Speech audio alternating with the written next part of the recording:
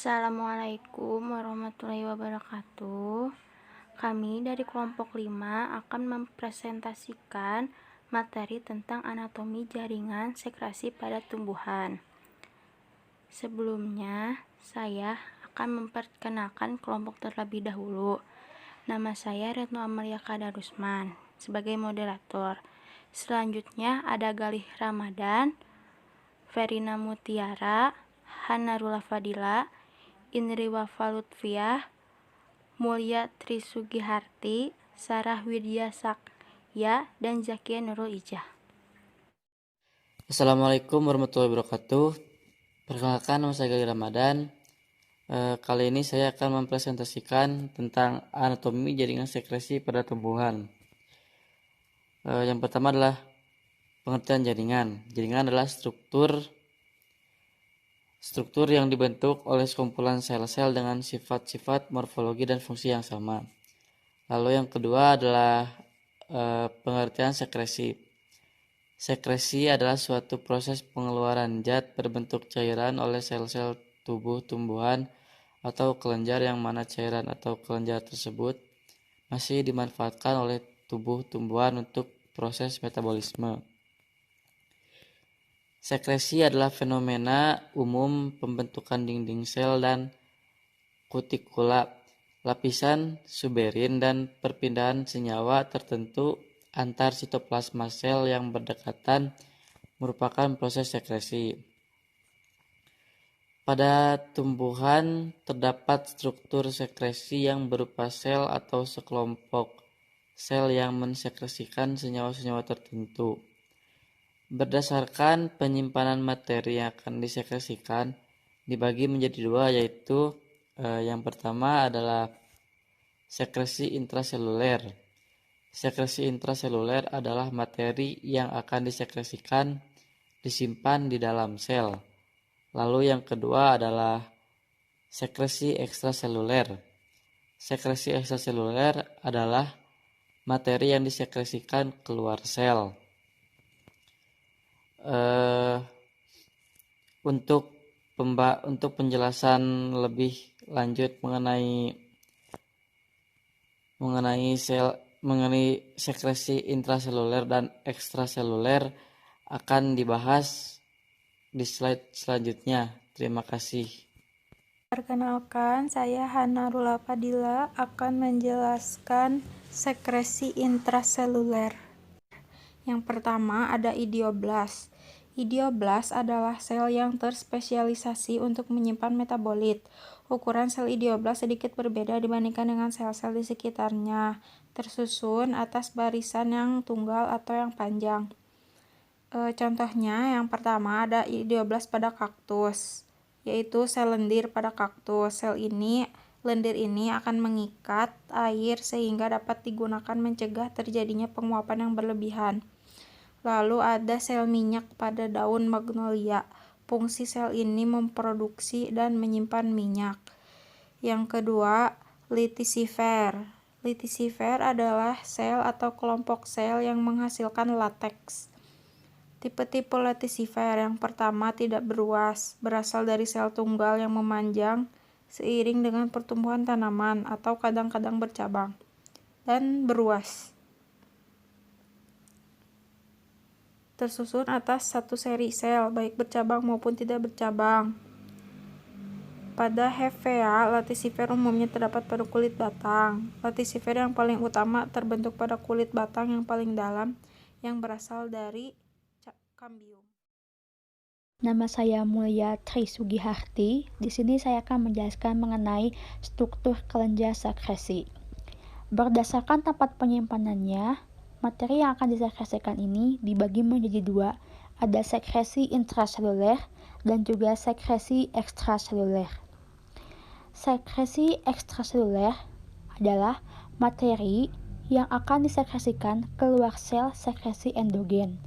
Akumulasi materi untuk sekresi terjadi di ruang antar sel sekresi eksogen. Materi disekresikan keluar dari tumbuhan dan terjadi dalam berbagai struktur sekretori epidermal. Contohnya, getah pada berbagai tumbuhan. Materi yang disekresikan secara ekstraseluler tersimpan dalam suatu ruang antar sel khusus yang terbentuk dengan berbagai cara. Yang pertama ada kantung sekresi, yang kedua ada saluran sekresi, yang ketiga ada pembentukan struktur sekresi, yang keempat ada kelenjar lisigen, yang kelima ada kelenjar skizogen, yang keenam ada kelenjar hidatoda, dan yang ketujuh ada kelenjar sekresi. Yang pertama adalah kantung sekresi. Kantung sekresi merupakan daerah terlokalisasi yang mengandung hasil sekresi, terutama terdapat pada batang, daun, dan buah. Hasil sekresi ini bervariasi, tetapi umumnya berupa minyak dan resin, misalnya pada tanaman citrus, gossypium, eukaliptus, dan sebagainya. Yang kedua adalah saluran sekresi. Saluran sekresi ini bentuknya yaitu memanjang dan meluas dalam jarak yang cukup jauh dalam organ. Misalnya, saluran resin pada Coniferae, saluran sekresi pada tumbuhan Compositae. Dan yang ketiga, ada pembentukan struktur sekresi. Struktur sekresi ekstraseluler dapat terbentuk secara schizogenous atau lysigenous. Kehadiran sel epitel dapat digunakan sebagai penanda asal mula pembentukan struktur sekresi secara skizogen. Kantung sekresi yang terbentuk secara lisigen tidak akan memiliki sel epitel sebagai pembatasnya, karena kantung atau saluran terbentuk secara lisis. Saya Verina Mutiara Putri Utami akan melanjutkan penjelasan tentang struktur kelenjar sekresi luar atau ekstraseluler. Yang tadi sudah dijelaskan bahwa struktur kelenjar sekresi luar ini materi yang dihasilkannya pada ruang sekretori akan disekresikan keluar sel.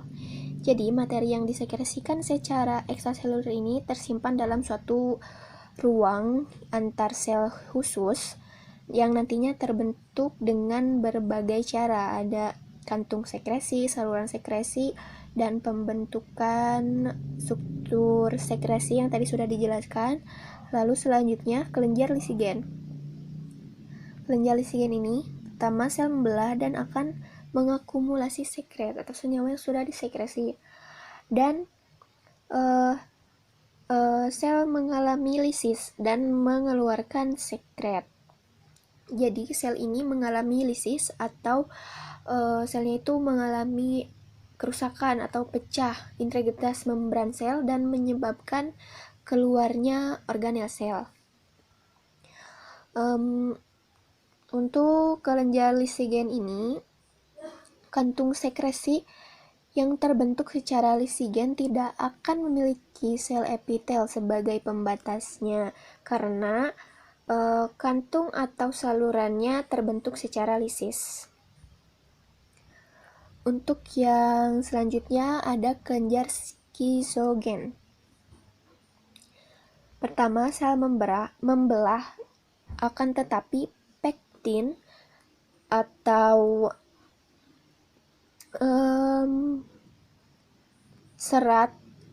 sumber serat tidak dapat menyatukan sel-sel tersebut. Jadi si pektin ini tidak bisa menyatukan sel-sel saat terjadinya pembelahan pada sel. Yang selanjutnya, sel membesar dan memisah sehingga terbentuk rongga. Selanjutnya, epitel yang membatasi rongga mengeluarkan sekret ke dalam rongga. Jadi sel epitel ini membatasi rongga-rongga yang akan mengeluarkan sekret ke dalam rongga. Yang selanjutnya ada kelenjar hidatoda. Kelenjar hidatoda ini adalah kelenjar yang berfungsi untuk mensekresikan air secara gutasi. Secara gutasi itu saat dimana pengeluaran air berupa cairan dari jaringan daun. Nah, hidatoda ini menyerap mineral, nutrisi dan dari jaringan xilem menuju sel-sel pada daun. Yang selanjutnya, kelenjar sekresi. Di dalamnya terdapat kelenjar nektar, merupakan struktur sekresi luar yang menghasilkan cairan gula. Kelenjar nektar atau kelenjar sekresi ini terdapat dibagi menjadi dua, yaitu ekstrapola, misalnya pada tangkai daun atau petiolus, dan floral nektar. Polinasi ditemukan pada sepal, petal, stamen, ovarium, atau reseptakel atau tangkai bunga. Perkenalkan, nama saya Sarah Widya Saki Hartono. Saya akan menjelaskan tentang struktur sekresi pada tumbuhan karnivora. Tanaman karnivora itu sendiri berarti pemakan daging. Dengan demikian, tanaman karnivora biasa diartikan sebagai tanaman yang memakan binatang dengan cara menjebak dan mencerna makanannya tersebut. Semula tanaman ini disebut sebagai insektivora alias pemakan serangga. Tetapi selanjutnya istilah karnivora lebih tepat digunakan karena beberapa tanaman diketahui dapat menjebak dan mencerna binatang lain seperti mamalia kecil, reptil, dan katak. Yang pertama ada trikoma pada permukaan daun. Trikoma berarti rambut, namun dalam jumlah banyak disebut trikomata. Trikoma merupakan rambut-rambut yang tumbuh berasal dari sel-sel epidermis yang bentuk dan susunan fungsinya juga berbeda. Trikoma atau rambut daun banyak ditemukan di tulang, helaian daun, biji, dan ada juga yang terdapat di buah, yang disebut dengan rambut buah. Yang kedua ada Sandeu Drosera, yaitu rambut kelenjar yang kompleks dan memiliki jaringan pembuluh, sel transfer, dan sel sekresi. Fungsinya menghasilkan sekret yang lengket untuk menangkap serangga dan berisi enzim untuk pencernaan. Daun pada sandeu inilah berguna untuk menangkap serangga. Pada permukaan atas daun terdapat tentakel kecil lengket yang memiliki aroma dan rasa sehingga memikat dan menempel. Maka pada saat itu juga tentakel yang biasa bergerak akan membuat serangga semakin terjebak dan dihisap dari tubuhnya secara perlahan hingga serangga mati. Perkenalkan, nama saya Zakia Nurul Izzah. Saya akan menjelaskan tentang kelenjar garam dan kelenjar nektar yang termasuk ke dalam struktur sekresi pada tumbuhan karnivora. Yang pertama ialah kelenjar garam. Kelenjar garam umum ditemukan pada tumbuhan yang tumbuh atau hidup pada habitat dengan salinitas tinggi. Adapun maksud dari salinitas tinggi ialah daerah yang mempunyai kadar garam yang tinggi. Kemudian, kelenjar nektar. Kelenjar nektar merupakan struktur sekresi luar yang menghasilkan cairan gula. Kelenjar nektar ini dibagi menjadi dua tipe. Yang pertama ialah ekstraflora, misalkan pada tangkai daun atau petiolus, contohnya pada tumbuhan passiflora, resinus, dan impatiens. Kemudian tipe yang kedua ialah floral nektar yang ditemukan pada sepal, petal, stamen, ovarium, atau reseptakel atau tangkai bunga. Perkenalkan, nama saya Indri Wafa Lutfiah, akan menyimpulkan bahwa sekresi adalah suatu proses pengeluaran zat berbentuk cairan oleh sel-sel tubuh tumbuhan atau kelenjar, di mana cairan atau kelenjar tersebut masih dimanfaatkan oleh tubuh tumbuhan untuk memproses metabolisme. Pada tumbuhan terdapat struktur sekresi khusus yang berupa sel atau sekelompok sel yang mensekresikan senyawa-senyawa tertentu. Berdasarkan tempat penyimpanan materi yang akan disekresikan dibagi menjadi dua, yaitu sekresi intraseluler dan sekresi ekstraseluler. Sekresi intraseluler adalah materi yang akan disekresikan disimpan di dalam sel, sedangkan sekresi ekstraseluler adalah materi yang disekresikan keluar sel. Sekresi ekstraseluler dibagi menjadi dua, yaitu sekresi endogen dan sekresi eksogen. Sekresi endogen merupakan akumulasi materi untuk sekresi terjadi di ruang antar sel, sedangkan sekresi eksogen merupakan materi yang disekresikan keluar dari tumbuhan dan terjadi dalam berbagai struktur sekretori epidermal. Sekresi merupakan pelepasan bahan dari sel, baik ke permukaan sel tersebut atau ke ruang dalam tumbuhan, maupun akumulasi sekret ke dalam suatu bagian sel. Pembentukan sekresi dibedakan secara lisigen atau melarutnya sel dan sizogen atau pembelahan sel.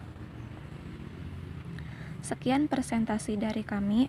Wassalamualaikum warahmatullahi wabarakatuh.